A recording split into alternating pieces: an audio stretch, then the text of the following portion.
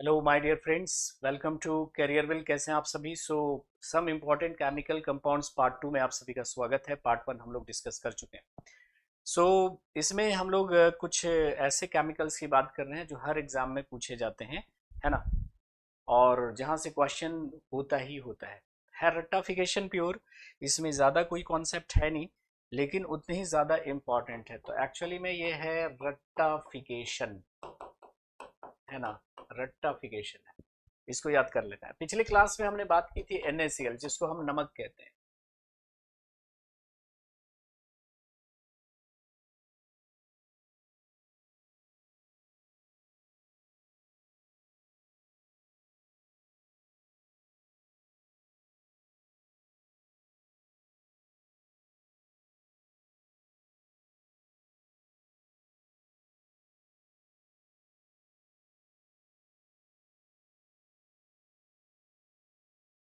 वेद प्रकाश हमारे साथ हैं, प्रीति पांडे हमारे साथ जुड़ चुकी हैं, प्रिया कुमारी। अच्छा, अभी स्टार्ट नहीं हुआ।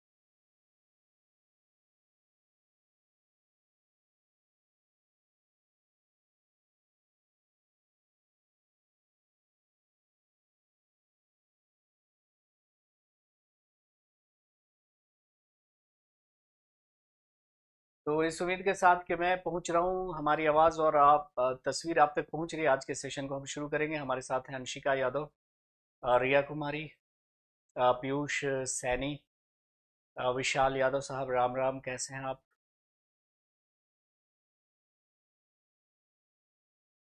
अंशिका यादव हमारे साथ हैं, शिव शुक्ला हमारे साथ जुड़ चुके हैं। हो गया स्टार्ट, चलिए।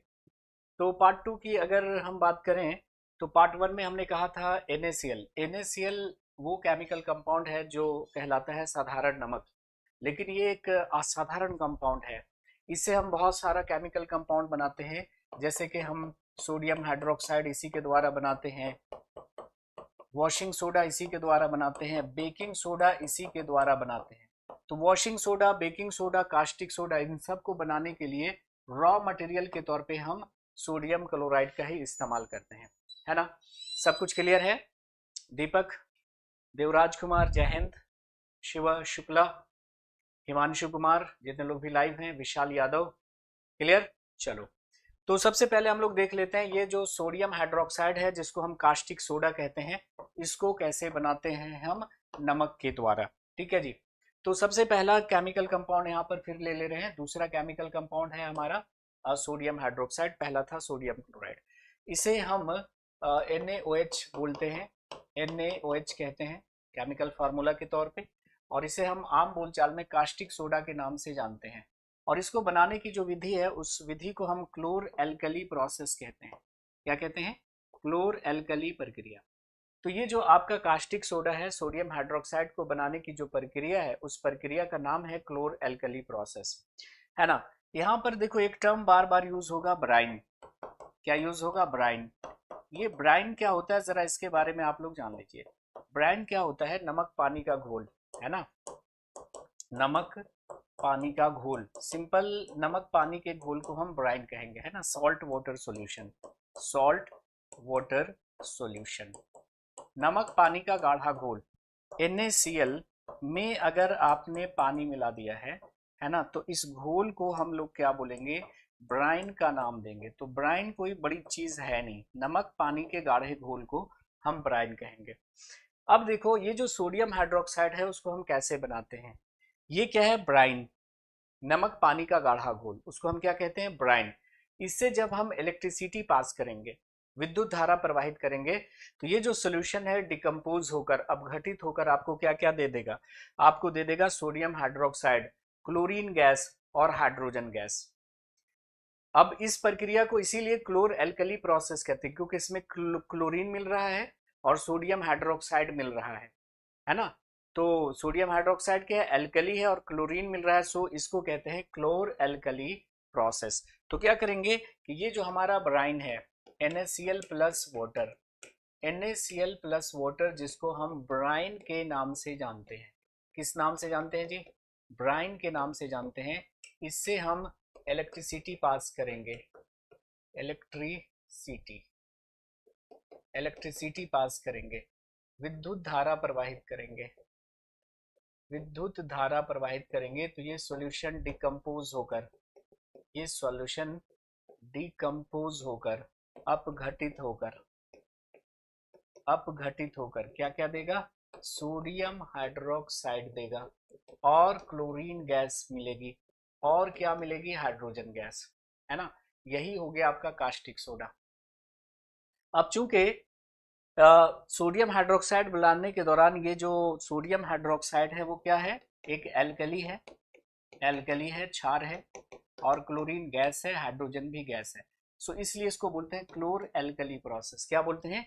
क्लोर एल्कली प्रोसेस। तो ये इसके बनाने की विधि हो गई। सो इसको हमने लिख दिया है कि इस प्रक्रिया में साधारण नमक के जलीय विलयन में विद्युत धारा प्रवाहित की जाती है। साधारण नमक के जलीय विलयन को ब्राइन कहते हैं। इस प्रक्रिया में सोडियम क्लोराइड का वियोजन होता है ना, मतलब डिकम्पोजिशन होता है, जिससे सोडियम हाइड्रोक्साइड बनता है। इस प्रक्रिया में एनोड पर क्लोरीन गैस निकलती है और कैथोड पर हाइड्रोजन गैस निकलती है ना। और सोडियम हाइड्रोक्साइड का निर्माण जो है वो कैथोड के निकट होता है। सोडियम हाइड्रोक्साइड का निर्माण कैथोड के निकट होता है ना। तो यहाँ से क्वेश्चन पूछ सकता है कि देखो ये जो क्लोरीन गैस बनेगा वो कहाँ पे बनेगा? तो एनोड पे। क्लोरीन एनायन है तो किधर जाएगा? एनोड की तरफ जाएगा।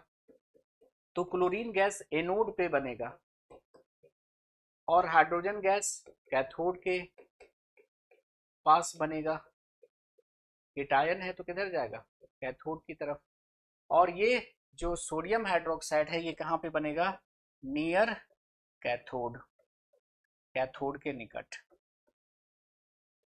कैथोड के निकट बनेगा। ठीक है, कैथोड के निकट बनेगा। तो ये सारी बातें हमने यहाँ पे लिख दी हैं कि electricity is pass through an aqueous solution of sodium chloride which is known as what? Brine, है ना।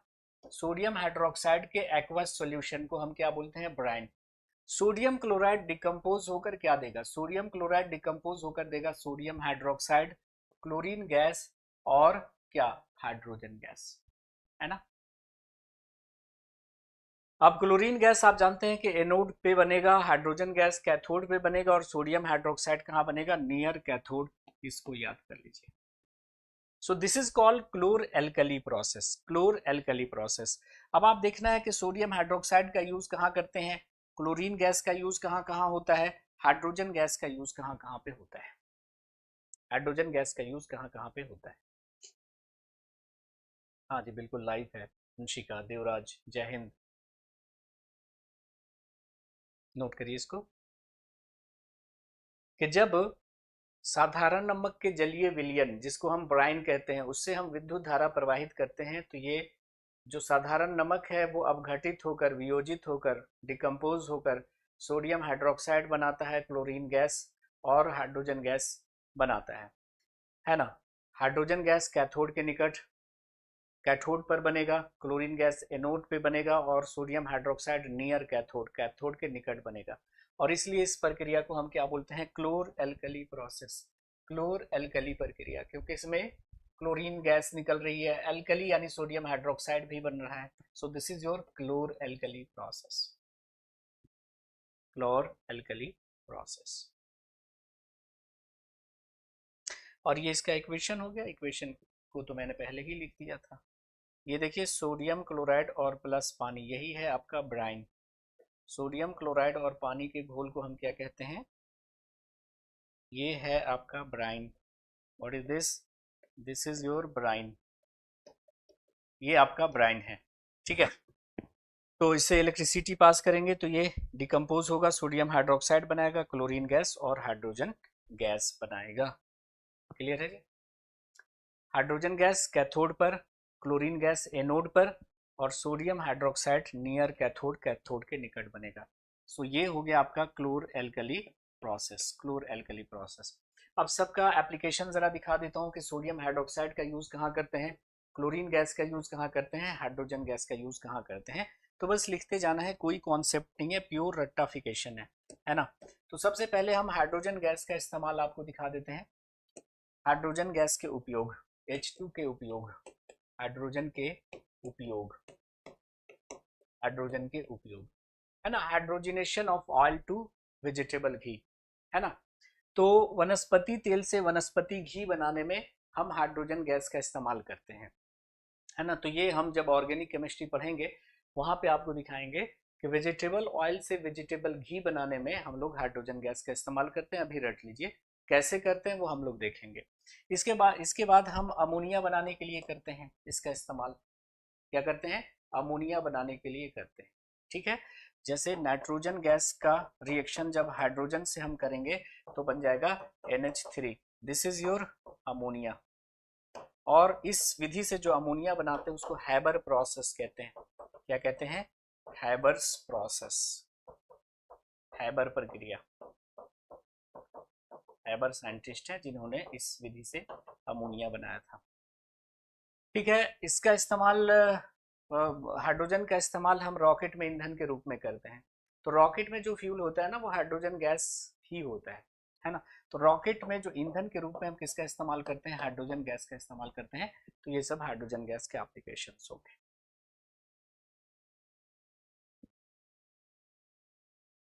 कोई शक,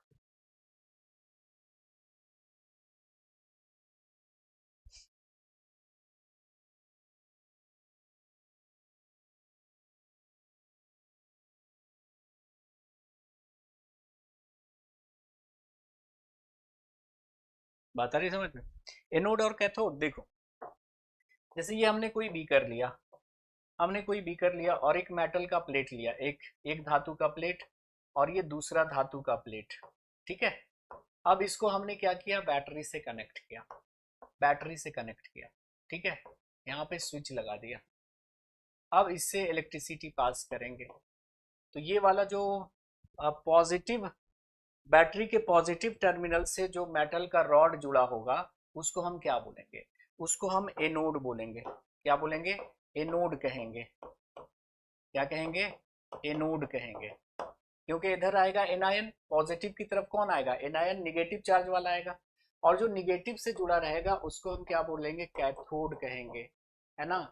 कैथोड कहेंगे क्योंकि इस पे केटायन आएगा, कैथोड कहेंगे। क्या कहेंगे, कैथोड कहेंगे, ठीक है। तो जो बैटरी के निगेटिव पॉजिटिव टर्मिनल की जो तरफ आयन यूज करेगा ना वो एनायन होगा, इसलिए इसको बोलेंगे एनोड। और जो निगेटिव से जुड़ा रहेगा उसको बोलेंगे कैथोड। क्यों, क्योंकि इधर आएगा कौन, ये निगेटिव से जुड़ा हुआ है तो इधर आएगा पॉजिटिव चार्ज वाला, इधर आएगा कौन, निगेटिव चार्ज वाला। तो जिसपे निगेटिव चार्ज होता है उसको क्या बोलते हैं, एनायन। तो जिधर एनायन मूव करेगा उसको एनोड बोलेंगे और जिधर केटायन मूव करेगा उसको कैथोड बोलेंगे, ठीक है। चलिए, तो पॉजिटिव वाला जाएगा किधर, इधर निगेटिव की तरफ। तो जो निगेटिव से जुड़ा होगा उधर जा रहा है पॉजिटिव वाला तो पॉजिटिव वाले को हम लोग क्या बोलते हैं, केटायन कहते हैं, है ना। इसलिए क्या बोलेंगे इसको, कैथोड। और निगेटिव इधर मूव करेगा, पॉजिटिव की तरफ निगेटिव जाएगा ना, तो निगेटिव वाले को क्या बोलते हैं, एनायन। तो जिधर एनायन मूव कर रहा है उसको एनोड बोलेंगे, जिधर केटायन मूव कर रहा है उसको कैथोड बोलेंगे। ठीक, बस इतना याद रखना। नाउ अब क्लोरीन गैस का एप्लीकेशन जरा देखो। क्लोरीन गैस का एप्लीकेशन हम करते हैं वाटर ट्रीटमेंट में, जल के शुद्धिकरण में या परिष्करण में, जल के शुद्धिकरण में। जैसे आप ब्लीचिंग पाउडर जल में डाल देते हैं, स्विमिंग पूल में डालते हैं, नदी नाले में डाल देते हैं, तो वो जर्म्स को किल करता है। क्यों? क्योंकि वो क्लोरीन निकालता है। ब्लीचिंग पाउडर डालेंगे क्लोरीन गैस निकलेगी। स्विमिंग पूल को ट्रीट करने में, जैसे आप जो है वाटर पार्क जाते हैं तो उसमें ब्लीचिंग पाउडर डालते हैं ना, महकता है ना थोड़ा सा पानी। उसके बाद प्लास्टिक बनाने में, जैसे कि पीवीसी, जैसे कि क्लोरोफ्लोरोकार्बन्स बनाने में, क्लोरोफॉर्म बनाने में, डाइज बनाने में हम किसका इस्तेमाल करते हैं, क्लोरीन का इस्तेमाल करते हैं। तो ये सब एप्लीकेशंस हैं क्लोरीन के, इसको रट लेना है, इसमें कुछ है ही नहीं याद करने वाला। हाँ, विद्युत सेल की तरह होता है बिल्कुल।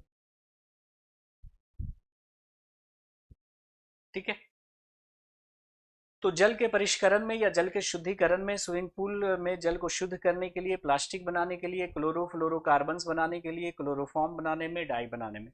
ये क्लोरोफ्लोरोकार्बन्स क्या होते हैं आगे हम लोग डिस्कस करेंगे इन्वायरमेंटल केमिस्ट्री में। प्रीति चौधरी का आज फास्टिंग है जी, चलिए बहुत अच्छी बात है, फास्टिंग करनी चाहिए, कैंसर होने का उससे खतरा कम रहता है।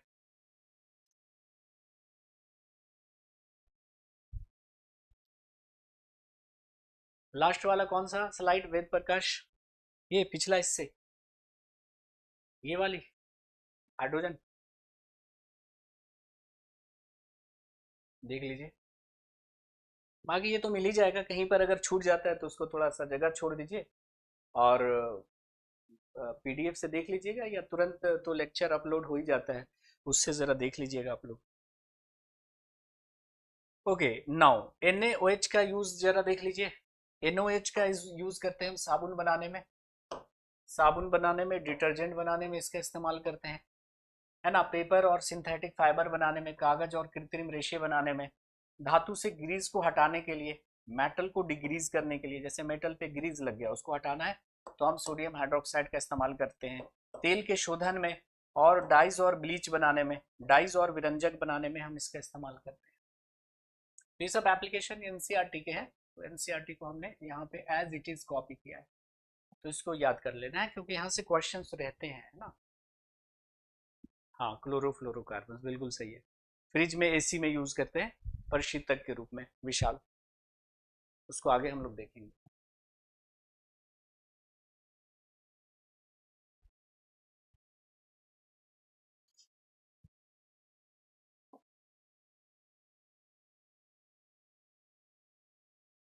क्लियर है जी? नहीं, यहाँ तो बारिश नहीं हो रही है अभी दिल्ली में पीयूष। बारिश तो कभी भी शुरू हो जाती है दिल्ली में, ऐसा नहीं है कि बारिश का मौसम हो तो बारिश होती है, कभी भी यहाँ शुरू हो जाती है। और आजकल बेमौसम बारिश तो होती रहती है, पहले जैसा नहीं कि सिर्फ बरसात में बारिश होती थी, अभी कहीं कहीं भी कभी भी बारिश शुरू हो जाती है।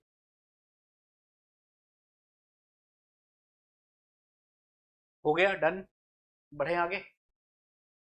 पीडीएफ नोट्स वाला जो सेक्शन होता है ना निशिका, ऐप पे जाइएगा तो वहाँ पे नोट्स वाला, आप अपना कोर्स खोलिएगा, वहाँ पे नोट्स वाला सेक्शन होगा, उसमें जाइएगा केमिस्ट्री वाले पे, है ना। तो आपको सारा नोट्स मिल जाएगा, ये जो हम पढ़ रहे हैं ना एज इट इज आपको मिल जाता है। अच्छा जी पीयूष, अच्छी बात है, बरसात में तो मज़ा आ जाता है जब भी बारिश होती है तो। दिल्ली में क्या है कि अंडर पास में पानी वानी भर जाता है तो कार वार खराब हो जाती है, सो दिक्कत है, और काफ़ी मतलब रश हो जाता है। नेक्स्ट है हमारा बेकिंग सोडा। बेकिंग सोडा का मतलब है ये वाला NaHCO3, पढ़ चुके हैं ना बेकिंग सोडा। इसको हम क्या बोलते हैं, सोडियम हाइड्रोजन कार्बोनेट या सोडियम बाई कार्बोनेट, कितनी बार बताऊं, सोडियम बाई कार्बोनेट, या इसी को क्या बोलते हैं, sodium hydrogen carbonate, sodium hydrogen carbonate, सबको पता है, पहले पढ़ चुके हम लोग, कार्बोनेट। नाउ केमिकल फॉर्मूला आपको पता है, ये NHCO3 होता है रासायनिक सूत्र। तो इसका जो रासायनिक सूत्र होता है बेकिंग सोडा का NHCO3 होता है। और इसको बनाने की विधि कैसे होती है, देखो सिंपल, कुछ नहीं करना है। NaCl है ना, इसको पानी में घोल दो। ये नमक पानी का घोल क्या कहलाया, ब्राइन कहलाया। नमक पानी का घोल क्या कहलाया माय डियर फ्रेंड्स, ब्राइन कहलाया। अब इस ब्राइन से हम कौन कौन सा गैस पास करेंगे, CO2 गैस और अमोनिया गैस। अमोनिया का फॉर्मूला क्या होता है, NH3।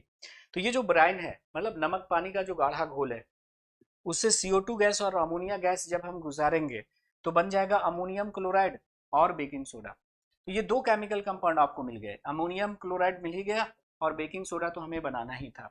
तो इसी बात को लिख दिया है मैंने कि it is produced by the reaction of brine. Brine मतलब NaCl प्लस पानी, नमक प्लस पानी, with carbon dioxide and what, ammonia. This is known as Solvay process. इस प्रोसेस को हम क्या बोलते हैं, सॉल्वे प्रक्रिया, सॉल्वे प्रक्रिया कहते हैं, है ना। तो ब्राइन से हमने CO2 और अमोनिया गैस प्रवाहित करके ये जो सोडियम बाइकार्बोनेट बना लिया है, इस प्रक्रिया को हम क्या बोलते हैं, सॉल्वे प्रक्रिया। क्या बोलते हैं, सॉल्वे प्रोसेस, सॉल्वे साइंटिस्ट का नाम है। तो जो बेकिंग सोडा होता है वो उसके बनाने की प्रक्रिया कहलाती है क्लोर एल्कली प्रोसेस, और ये जो आपका बेकिंग सोडा है उसको बनाने की प्रक्रिया कहलाती है सॉल्वे प्रोसेस, सॉल्वे प्रक्रिया। सॉल्वे क्या है, साइंटिस्ट हैं। बेकिंग सोडा का एप्लीकेशन तो आप जानते ही हैं कि इसको हम खाने में यूज करते हैं। जब बेकिंग सोडा को हम खाने में डालेंगे, जैसे कि हम छोला भटूरा बना रहे हैं, तो भटूरे के आटा गूंथते समय हमने क्या कर दिया, बेकिंग सोडा उसमें डाल दिया। जब हम उसको फ्राई करेंगे तो ये हीट होगा और डिकम्पोज होकर क्या निकालेगा, CO2 गैस निकालेगा। अब CO2 के बबल्स जहां जहां से निकालेंगे आटे में छेद हो जाएगा तो वो फैलेगा, तो भटूरा क्या होगा, ऐसे फूल जाएगा। तो एक तो इसका खाने में इस्तेमाल करते हैं, दूसरा एंटासिड के तौर पे इस्तेमाल करते हैं, एंटासिड के तौर पे इस्तेमाल करते हैं इसका। इनों में क्या होता है, बेकिंग सोडा होता है। उसके बाद जो सोडा एसिड फायर एक्सटिंग्विशर होता है, सोडा अम्ल अग्निशामक यंत्र। आपने देखा होगा एक सिलेंडर होता है, उसमें जैसे आग वाग लाल जैसा और कहीं पे दीवार में लटका देते हैं, घरों में, फैक्ट्री में, कॉलेजेस में, हर जगह आपने देखा होगा। जो सोडा एसिड फायर एक्सटिंग्विशर होता है उसमें भी क्या होता है, ये आपका बेकिंग सोडा यूज किया जाता है ना। अब हम आपको बताएंगे कि बेकिंग सोडा और बेकिंग पाउडर में क्या अंतर होता है, बेकिंग सोडा में और बेकिंग पाउडर में क्या अंतर होता है। ये पहले हो गया हो तो बता दीजिए मुझे, ये लिख लिया सबने,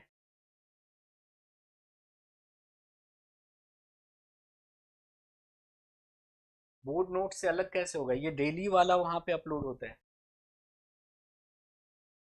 एक तो दूसरा नोट्स होगा हैंड रिटन, और एक डेली PNG जो है वो अपलोड होती है। मैं आपको बता दूंगा कि वो कहाँ पे देखेंगे हम, ठीक है। समीक्षा, बात आ रही है समझ में, कैसे बनते हैं। तो देख लीजिए इसका यूज। बेकिंग पाउडर का यूज हम लोग करते हैं बेकिंग पाउडर बनाने में, बेकिंग सोडा का यूज करते हैं बेकिंग पाउडर बनाने में, जिसका इस्तेमाल हम खाने में करते हैं, खाने में करते हैं। अच्छा, बेकिंग सोडा और बेकिंग पाउडर में क्या अंतर है, हमने क्या बोला कि बेकिंग सोडा का इस्तेमाल हम बेकिंग पाउडर बनाने में करते हैं। दोनों में क्या अंतर है, पहले इसको लिख लीजिए, पहला पॉइंट, और नोट करके कहीं पर आप लिख लीजिएगा। देखिए ये है आपका NaHCO3, what is this, this is baking soda. ये क्या है आपका, this is your baking soda, ये आपका बेकिंग सोडा है जी। बेकिंग सोडा में हमने अगर मिला दिया है टार्टारिक एसिड, टार्टारिक एसिड,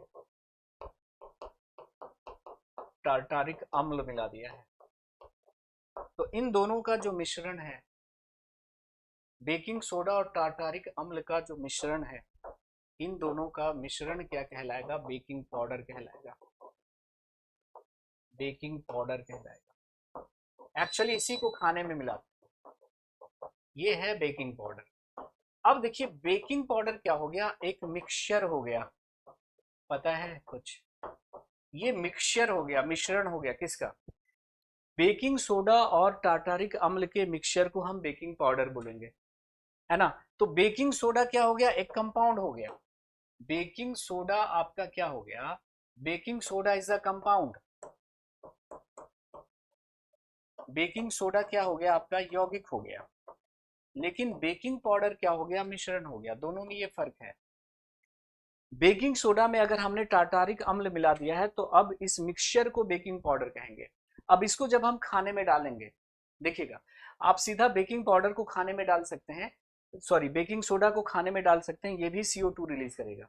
लेकिन बेकिंग बेकिंग पाउडर को जब आप खाने में डालेंगे तो ज्यादा CO2 रिलीज होगा, क्योंकि आप जानते हैं कि मेटल का कार्बोनेट या मेटल का हाइड्रोजन कार्बोनेट जब टार्टारिक, जब एसिड से रिएक्शन करेगा तो क्या रिलीज होगा, CO2 गैस रिलीज होगा, CO2 गैस रिलीज होगा। तो जैसे इसको फ्राई करना चालू करेंगे, इन दोनों में रिएक्शन होगा और CO2 गैस रिलीज होगा, जो चीजों को फैला देगा, है ना। तो बेकिंग पाउडर की अगर हम बात करते हैं तो baking powder is a mixture, देखो लिख दिया है मैंने, यहाँ पे लिख दिया है कि बेकिंग पाउडर क्या है। तो baking powder is a mixture of baking soda, that is sodium hydrogen carbonate and tartaric अम्ल। बेकिंग सोडा में टार्टारिक एसिड मिलाने से बेकिंग पाउडर बनता है और इसको हम खाने में यूज कर सकते हैं, है ना। इसका इस्तेमाल जो है हम लोग बेकिंग सोडा बनाने में करते हैं, बेकिंग पाउडर का इस्तेमाल बेकिंग सोडा बनाने में करते हैं, और इसको एंटासिड के तौर पे भी हम लोग यूज करते हैं, है ना। तो बेकिंग सोडा, जिसको हम सोडियम हाइड्रोजन कार्बोनेट कहते हैं, ये एंटासिड का एक इंग्रेडिएंट होता है, और इसका इस्तेमाल हम लोग सोडा एसिड फायर एक्सटिंग्विशर के तौर पे करते हैं, सोडा अम्ल अग्निशामक यंत्र बनाने में करते हैं, है ना। तो इसके 3 एप्लीकेशंस आप जरा देख लीजिएगा। बेकिंग पाउडर बनाने में, जिसका इस्तेमाल हम कुकिंग करने में करते हैं। बेकिंग सोडा का इस्तेमाल एंटासिड के तौर पे किया जाता है, और soda acid fire extinguisher, soda अम्ल अग्निशामक यंत्र के तौर पे किया जाता है। तो बेकिंग सोडा और बेकिंग पाउडर में अंतर आया सबको समझ में।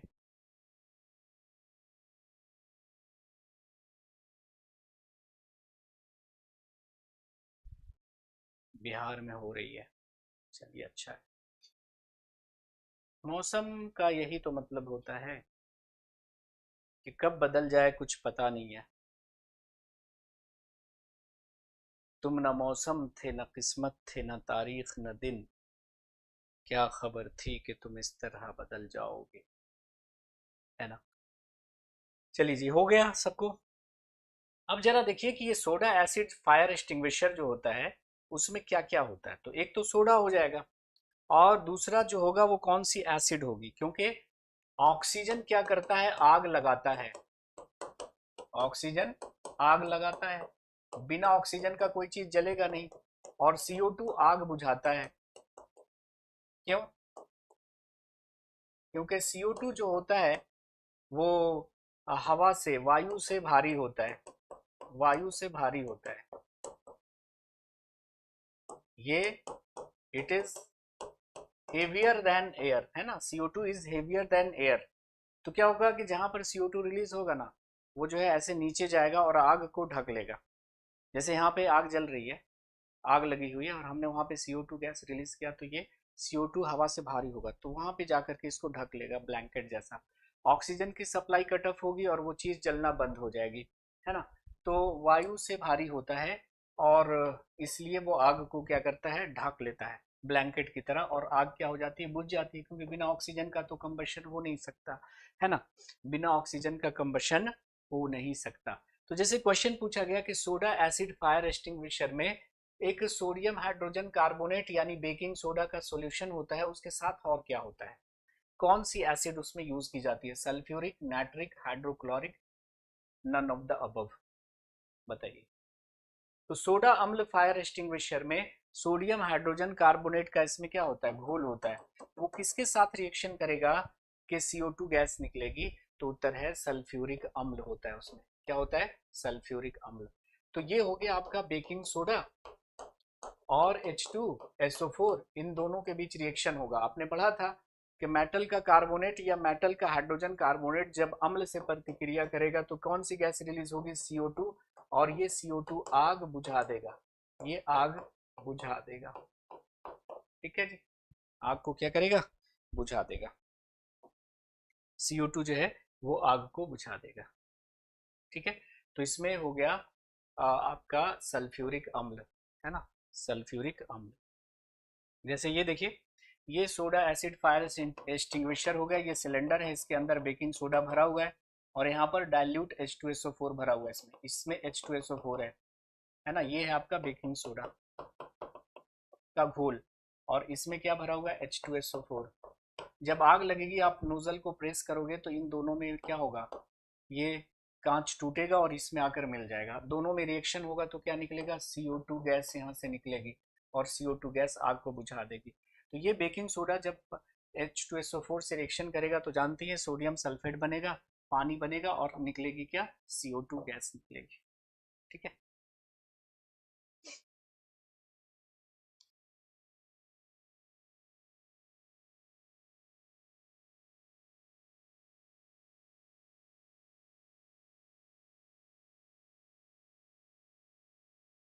कोई दिक्कत यहाँ तक समझने में, किसी को कोई परेशानी, कोई समस्या, कोई दिक्कत?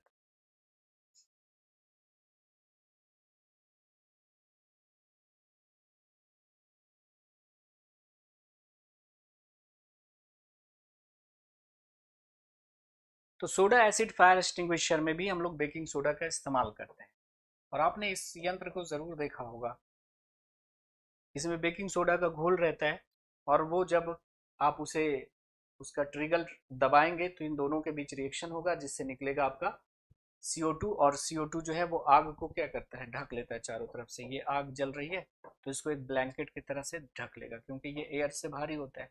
अब जब ये ब्लैंकेट की तरह से ऐसे ढक लेगा तो ऑक्सीजन की सप्लाई कट ऑफ हो जाएगी और आग जलना बंद हो जाएगा। सो आप जानते हैं कि अगर हम बात करते हैं कि हर तरह की आग को पानी से नहीं बुझा सकते, जैसे इलेक्ट्रिसिटी से लगी आग है उसको पानी से नहीं बुझा सकते, क्योंकि आप पानी डालने जाओगे आपको शॉक लग जाएगा।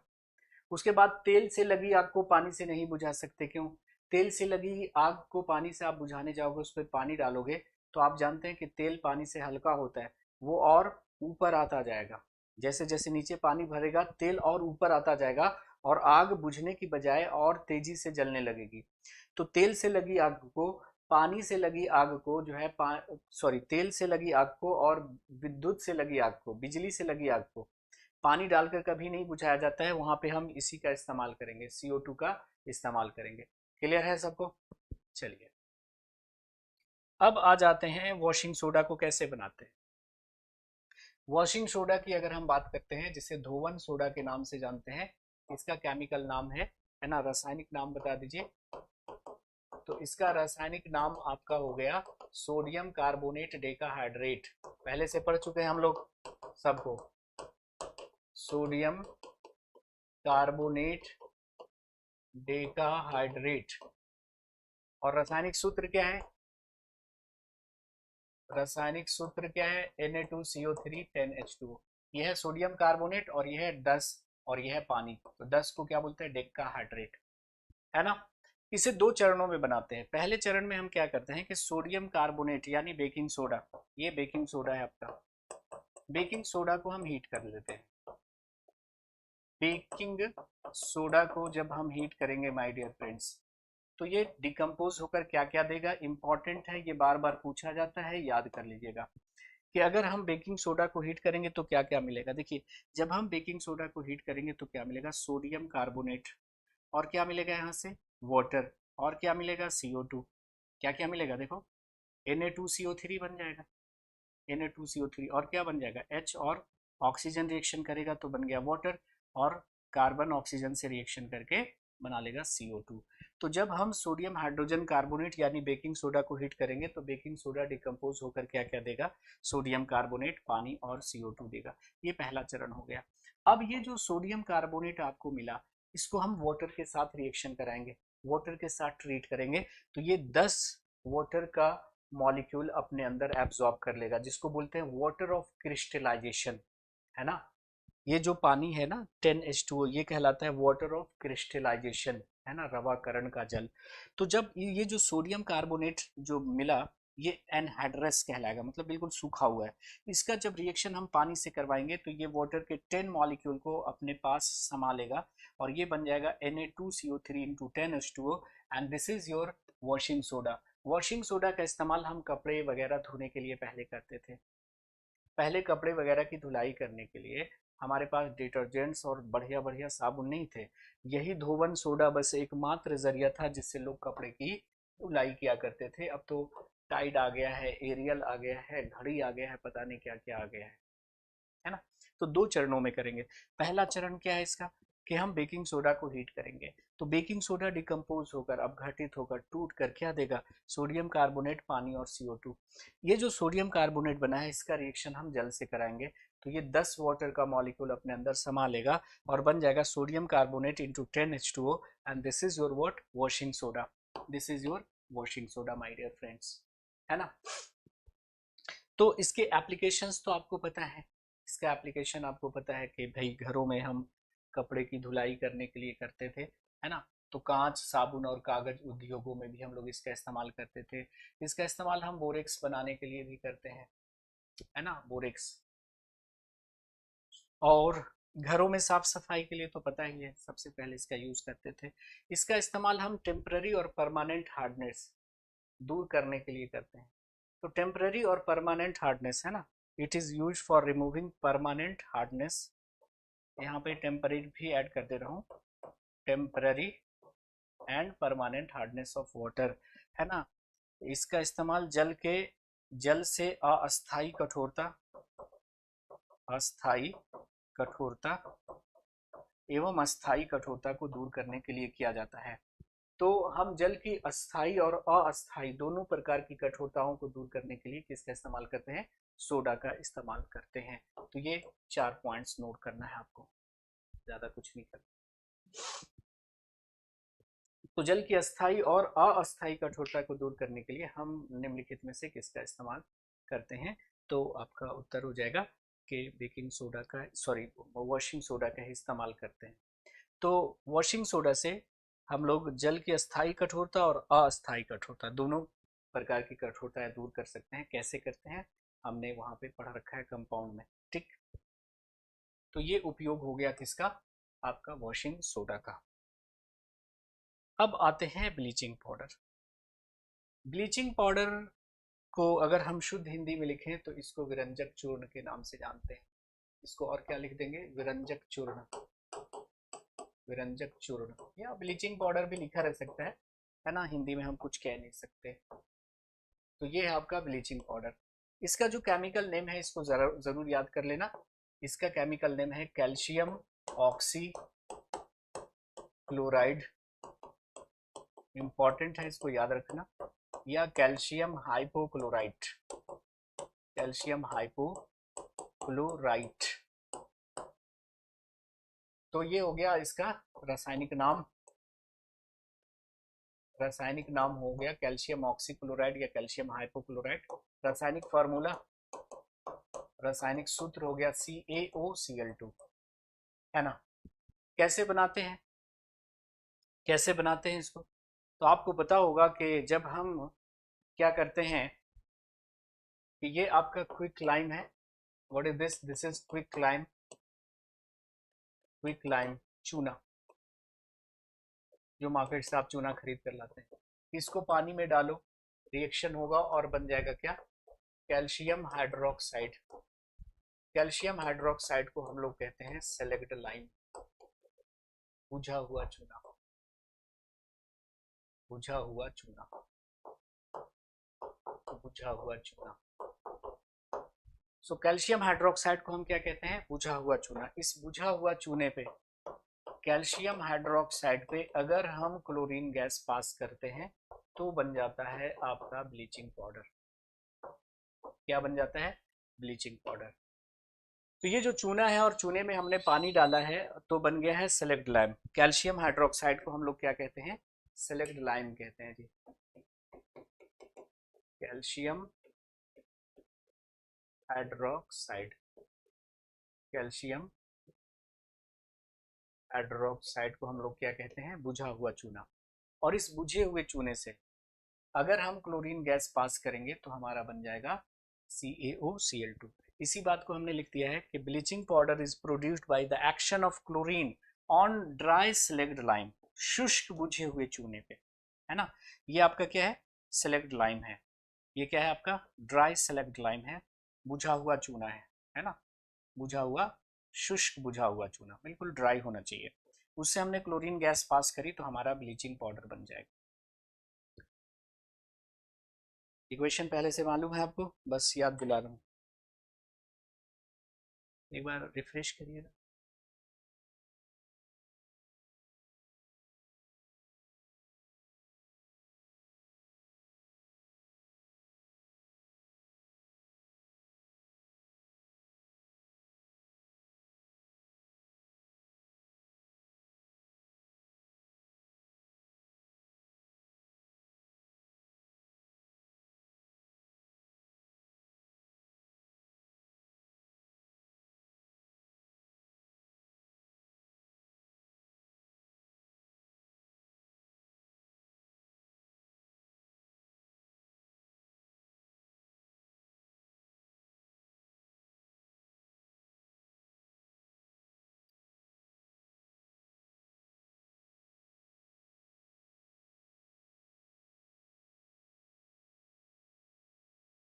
हाँ जी बताइए, ठीक है, समझ में आ रहा है ना, इसमें समझना क्या रट्टाफिकेशन है, ये बिल्कुल समझना नहीं, याद रख लेना ऐसे कि जब शुष्क बुझे हुए चूने से कौन सा गैस हम प्रवाहित करेंगे, हम क्लोरीन गैस प्रवाहित करेंगे तो क्या मिल जाएगा, क्या मिल जाएगा भाई साहब, CaOCl2, यानी कि आपका ब्लीचिंग पाउडर मिल जाएगा। अच्छा, ब्लीचिंग पाउडर का एप्लीकेशन बताने की जरूरत है क्या, ब्लीचिंग पाउडर का एप्लीकेशन हम लोग कई बार मतलब ऐसे में बोल चुका हूँ, इसको जरा लिख भी लीजिए। जैसे कॉटन और लेनन इंडस्ट्री में हम कॉटन और लेनन को ब्लीच करने के लिए, मतलब उससे दाग धब्बों को हटाने के लिए इसका इस्तेमाल करते हैं। तो जो टेक्सटाइल इंडस्ट्री होता है ना, जो कपड़ा उद्योग होता है, उसमें कॉटन और लिनन को ब्लीच करने के लिए हम इसी का इस्तेमाल करते हैं। उसके बाद आ जाइए पेपर इंडस्ट्री में, आप जानते हैं कि वुड पल्प से, लकड़ी की जो लुगदी होती है वुड पल्प, उससे हम क्या बनाते हैं, कागज बनाते हैं। तो उसमें जो दाग धब्बे होते हैं उसको साफ करने के लिए, एकदम साफ कागज बने, हम इसी का इस्तेमाल करते हैं। तो वुड पल्प को ब्लीच करने के लिए इसका इस्तेमाल करते हैं। उसके बाद पहले आपके अगर दामन पर कोई दाग लग जाता था, आपके दामन पर कोई दाग लग गया, आपके कपड़े पर कोई दाग लग गया, तो जो आप लॉन्ड्री में देते थे, तो एक ही ब्लीचिंग एजेंट था जो आपके दामन पर लगे दागों को हटा सकता था, वो था आपका ब्लीचिंग पाउडर। अब तो बहुत सारा कुछ आ गया है दाग धब्बों को हटाने के लिए, वैनिश पता नहीं क्या क्या है, और कुछ भी बहुत सारी चीजें आ गई है मार्केट में, लेकिन पहले इसी से ब्लीच करते थे, मतलब दाग धब्बों को हटा देते थे, आपके दामन पर लगे दागों को हटा देते थे। दामन पर लगे दाग तो हट जाएंगे ब्लीचिंग पाउडर से, लेकिन किरदार पर जो दाग लग जाते हैं वो हटते नहीं है ना।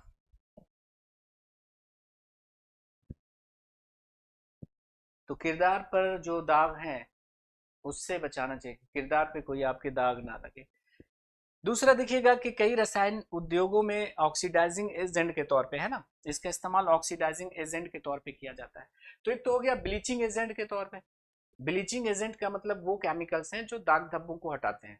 तो आप जानते हैं कि ब्लीचिंग पाउडर का इस्तेमाल ब्लीचिंग एजेंट के रूप में किया जाता है, विरंजक के रूप में किया जाता है, उसके बाद इसका ऑक्सीडाइजिंग एजेंट के तौर पे, उसके बाद जो है आप जानते हैं कि नदी नाले में, स्विमिंग पूल में, अभी जो वाटर पार्क वगैरह चला है उसमें पानी में डालते हैं ब्लीचिंग पाउडर ताकि जर्म्स वगैरह को मारा जा सके, ठीक है, जर्म्स वगैरह को मारा जा सके।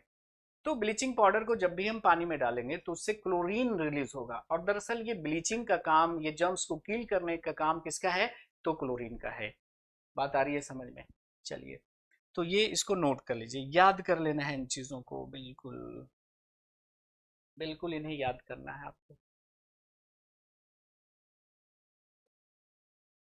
नोट हो जाएगा, लिखेंगे डन, हम आगे बढ़ेंगे। तो कॉटन और लिनन के वस्त्रों की ब्लीचिंग के लिए लकड़ी की लुगदी, जिसका इस्तेमाल हम कागज बनाने में करते हैं, उसकी ब्लीचिंग के लिए, और वस्त्रों को धोने के समय दाग धब्बों को हटाने के लिए हम इसी का इस्तेमाल करते हैं। कई रसायन उद्योगों में ऑक्सीडाइजिंग एजेंट के तौर पे, ऑक्सीकारक के रूप में इसका इस्तेमाल करते हैं, जल के शुद्धिकरण में, है ना, इसका इस्तेमाल करते हैं।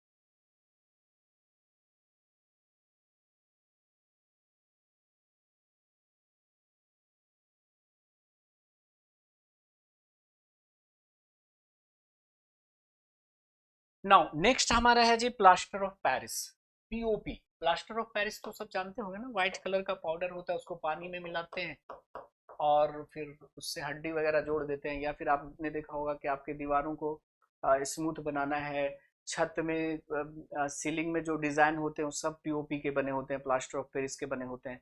टूटी हड्डियों को जोड़ने के लिए, उसके बाद लैब में केमिकल को सील करने के लिए, मूर्ति बनाने के लिए, है ना, फायर प्रूफ मटेरियल बनाने के लिए हम इसी का इस्तेमाल करते हैं। तो सबसे पहले इसका रासायनिक नाम जरा जान लीजिए, प्लास्टर ऑफ पेरिस जिसको पीयूपी कहते हैं, इसका जो है भाई साहब रासायनिक नाम जरा आप देख लीजिए। इसका रासायनिक नाम है कैल्शियम सल्फेट हेमीहाइड्रेट। क्या नाम है बता दीजिए? Calcium sulphate hemihydrate, calcium sulphate hemihydrate. उसके बाद रासायनिक सूत्र इसका होता है calcium sulphate half H2O। Calcium sulphate हो गया हाफ, मतलब हो गया आधा, और H2O का मतलब हो गया पानी। तो कैल्शियम सल्फेट हेमी हाइड्रेट। अब देखिए उसको बनाने की विधि बड़ी सिंपल सी है, बनाने की विधि बड़ी सिंपल सी है। मैं दिखा देता हूँ, फिर इस स्लाइड पे मैं वापस आऊंगा। देखो कैसे बनाते हैं। ये इस केमिकल कंपाउंड को तो अब आप पहचान ही रहे होंगे, ये कहलाता है आपका calcium sulphate dihydrate. What is this? This is calcium sulphate dihydrate, है ना? क्या है ये? Calcium sulphate dihydrate. Calcium sulphate dihydrate जिसको हम जिप्सम के नाम से जानते हैं। किस नाम से जानते हैं माय डियर फ्रेंड्स? जिप्सम, जिसको सीमेंट में मिलाते हैं, जो सेटिंग को डिले करता है ना। अदरवाइज अगर हम जिप्सम ना मिलाए सीमेंट में ना, तुरंत जम जाएगा और सेटिंग उसकी अच्छी नहीं होगी। तो इस जिप्सम को अगर हम हीट कर रहे हैं कितने डिग्री सेल्सियस तक, ये भी याद रखना, हीट करना है 373 केल्विन। 373 केल्विन या 100 डिग्री सेल्सियस तक हीट करेंगे तो इसमें कितना वाटर का मॉलिक्यूल है? 2 वाटर के मॉलिक्यूल है, पानी के जल के 2 अणु हैं। ये क्या करेगा कि 1.5 निकाल देगा। तो 1.5 निकाल देगा तो कितना बचेगा? कैल्शियम सल्फेट आधा ही बचा ना। अरे कितना निकल गया? 1.5 तो निकल गया बाहर हीट करने से। अब हीट होगा तो पानी तो निकलेगा ना। कितना पानी निकला? वाटर का 1.5 मॉलिक्यूल निकल गया, तो आधा मॉलिक्यूल बचा ना। इसी को हम पीओपी कहेंगे। यही आपका POP, calcium sulphate hemihydrate. This is your what? POP. This is your POP my dear friends. तो हम कैसे बोलेंगे कि भाई पीओपी को कैसे बनाते हैं? तो आप कहिएगा कि हम जिप्सम को हीट करेंगे। ये हीट करने का सिंबल है। ट्रायंगल का मतलब केमिस्ट्री में क्या होता है? हीट करना। तो जब हम जिप्सम को हीट करेंगे 373 केल्विन या 100 डिग्री सी पे, तो ये 1.5 वाटर का मॉलिक्यूल क्या करेगा? खो देगा। 1.5 पानी का मॉलिक्यूल खो देगा। कितना कितना बचा? हाफ। तो हाफ को क्या बोलेंगे? हेमी। और वाटर को क्या बोलेंगे? हाइड्रा। तो hemihydrate, calcium sulphate hemihydrate को ही दरअसल हम प्लास्टर ऑफ पेरिस कहेंगे। प्लास्टर ऑफ पेरिस कहेंगे। तो देखो इस बात को लिख दिया है थोड़ा सा लैंग्वेज में कि when gypsum is heated to a temperature of 373 kelvin it loses water, ये पानी खो देगा और क्या बना लेगा?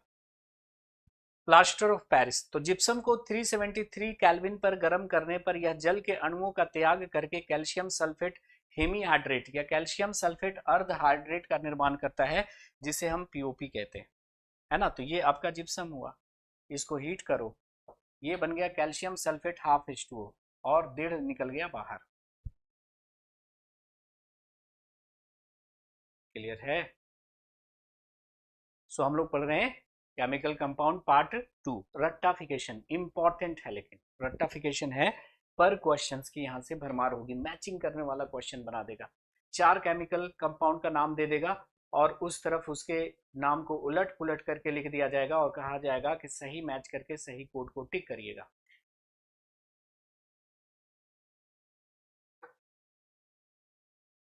सो ये है आपका प्लास्टर ऑफ पेरिस। अच्छा, प्लास्टर ऑफ पेरिस का इस्तेमाल हम लोग कहाँ कहाँ करते हैं तो अभी बताया है मैंने। जबानी, इसको थोड़ा लिखित में भी रख लीजिए अपने पास ताकि आपको याद रहे, क्योंकि जबानी कही हुई बातें याद नहीं रखती, कुछ लिखी हुई बातें याद रह जाती हैं।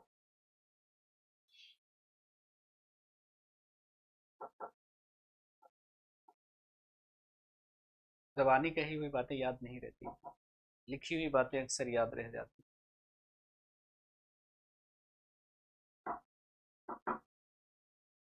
पहले खतों का दौर हुआ करता था, तो खतों में लोग अपने जज्बात को का इजहार करते थे, और वो खत बरसों बरस संभाल के लोग रखते थे, तो मोहब्बतें बरकरार रहती थी। आज तो देखिए तुरंत ब्रेकअप होता है, अगले दिन अगले की तलाश में लग जाते हैं। तुम्हारे खत में नया एक सलाम किसका था, न था रकीब तो आखिर वो नाम किसका था। इस तरह की बातें होती थी। सीधा साधा डाकिया जादू करे महान, एक ही थैले में लिए आंसू और मुस्कान। और मैं रोया परदेस में भीगा माँ का प्यार, दुख ने दुख से बात की बिन चिट्ठी बिन तार। तो पहले चिट्ठियों का दौर हुआ करता था, मोहब्बतों का दौर था वो। अब तो वाहियात चीजों का दौर है। पहले गाने हुआ करते थे कि हमने देखी है उन आंखों की महकती खुशबू, हाथ से छू के इसे रिश्तों का इल्जाम न दो, एक एहसास है ये प्यार से महसूस करो, प्यार को प्यार ही रहने दो कोई नाम न दो। प्यार को नाम देने से लोग डरते थे। प्यार को इश्क इबादत खुदा कहते थे, अभी कहते हैं तेरा प्यार हुक्का मार, है ना। तो इश्क बदल गया तो शायरी बदल गई। पहले प्यार को नाम देने से लोग डरते थे, अभी गाने आते हैं कुंडी मत खड़काओ राजा सीधा अंदर आओ राजा। बताइए ये क्या गाना है, ये गाना है कि इनविटेशन है। और इस तरह के गाने हम सुनते हैं, तो इस तरह के गाने बन रहे हैं, इसमें गलती उनकी नहीं है, बनाने वाले की। तो देखिए प्लास्टर ऑफ पेरिस का इस्तेमाल हम टूटी हड्डियों को जोड़ने के लिए करते हैं। जैसे आपकी हड्डियां मान लिया टूट गई हैं, तो हड्डियों को एक जगह सेट करके हम पट्टी बांधेंगे और उसके ऊपर प्लास्टर ऑफ पेरिस का लेप लगा देंगे। सूखने पर ये पत्थर जैसा हार्ड हो जाएगा।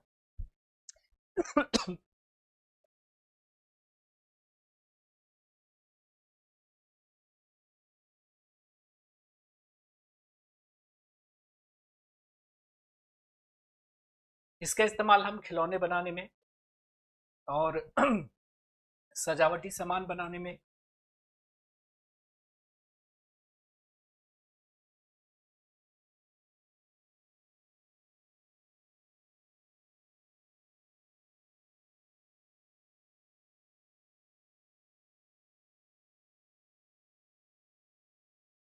हाँ जी, खिलौने बनाने में, सजावट के सामान बनाने में, सरफेस को स्मूथ करने में, जैसे दीवार वगैरह को चिकना करना है।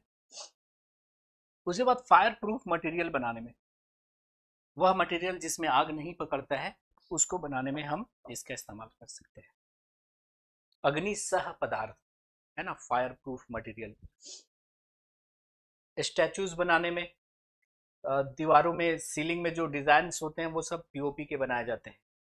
लैब में केमिकल को सील करने के लिए, लैब में केमिकल को सील करने के लिए हम इसका इस्तेमाल करते हैं, लैब में केमिकल को सील करने के लिए। ठीक है। तो it is used in hospitals for setting fractured bones. इसका उपयोग टूटी हड्डियों को सही जगह पर स्थिर रखने के लिए किया जाता है। प्लास्टर ऑफ पेरिस का उपयोग खिलौना बनाने, सजावटी सामान एवं सतह को चिकना बनाने के लिए किया जाता है। अग्निसह पदार्थ के रूप में इसका इस्तेमाल किया जाता है। उसके बाद प्रयोगशाला में रसायन को सील करने के लिए, केमिकल को सील करने के लिए किया जाता है। घर की छतों पर डिजाइन बनाने के लिए, सरफेस को स्मूथ करने के लिए हम पहले पढ़ चुके हैं। तो ये सब इसके एप्लीकेशंस हो गए। तो ये था plaster of Paris, sorry, some important chemical compounds part 2। कुछ ऑर्गेनिक कंपाउंड्स हैं इंपॉर्टेंट, है ना। ऑर्गेनिक केमिस्ट्री पढ़ेंगे, उसमें से कुछ ऑर्गेनिक कंपाउंड को हम निकालेंगे, तो यहीं पे उसको दिखा देंगे कि जो रटने वाले ऑर्गेनिक कंपाउंड है उसको हम पढ़ लेंगे यहीं पे। तो सम इंपॉर्टेंट ऑर्गेनिक कंपाउंड्स जो है वो पार्ट 3 में हम लोग डिस्कस करेंगे।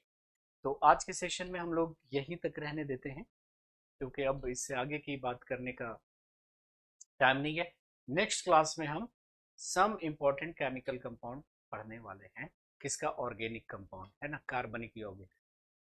तो वो भी बहुत इंपॉर्टेंट होगा, जैसे इथाइल अल्कोहल इत्यादि की हम लोग बातें करेंगे, उसके applications, rectified spirit, denatured alcohol, power alcohol, gasohol, ये सब क्या होता है, उसकी उसके बारे में हम लोग जिक्र करेंगे। तो मिलते हैं अगले सेशन में। Have a nice day, take care, bye, Jai Hind, thank you very much, see you.